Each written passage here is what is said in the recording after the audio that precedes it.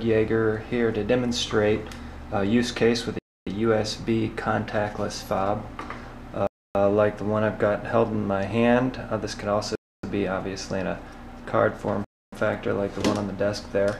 But the first use case obviously is the contactless interface.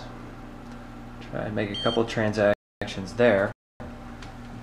Now moving over to PC use case, this card could be plugged in essentially to the USB port and used to move the card number onto a computer web form like this one from Amazon here.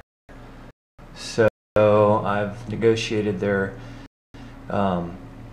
order screen all the way to the point where it's asking for my card, and in order to provide a dynamic card number, I could use my fob here and plug it into my PC, and it should populate the screen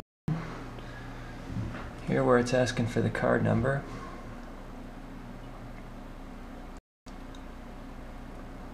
There it is. Now we can copy that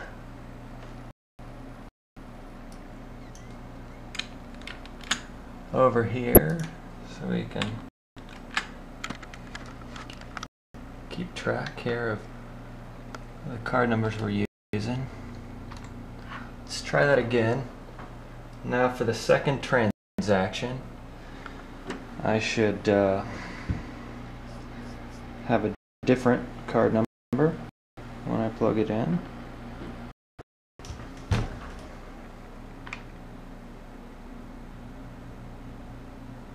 There we go. Now let's copy that card number over again.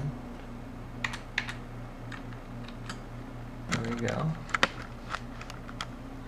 So now I've copied the two card numbers that my fob was going to use in order to make payment on this website. And the next step really is to simulate what the processing process would be like. So I've got a simulator here that will take the card number and attempt to process, decrypt the card number into its valid card number and attempt to process it, and it should notice if the same encrypted pan is used twice and not allow processing.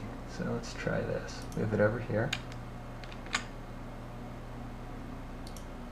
So there we go. You can see the incoming pan, then the decrypted pan right underneath it, and it says that's a transaction number 12 for that particular card. Now let's go ahead and attempt the second card number.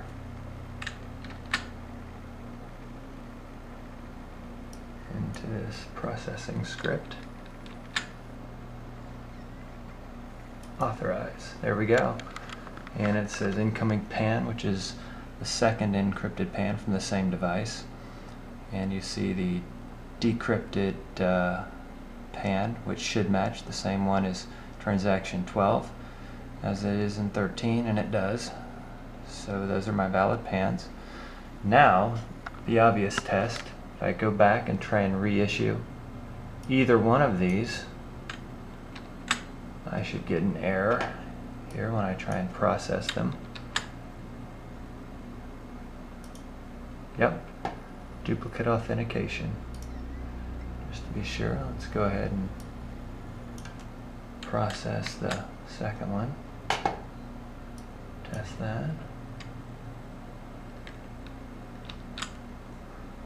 Say authorize. Yep, there's the error.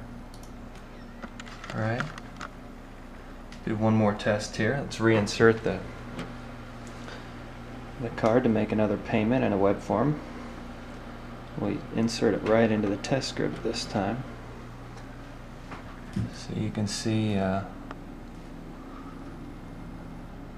it self-populated the track 1 and track 2. So at one point, so at some time, if the future websites allow for track 1, track 2, I can stick those in there. And then you see that just the 16-digit pan underneath. which should be now the 14th transaction if I attempt to process. Let's give that a shot. There we go. Yep. Transaction counter showing 14 with the valid pan right above it, and then the encrypted incoming pan right above that. So there you have it.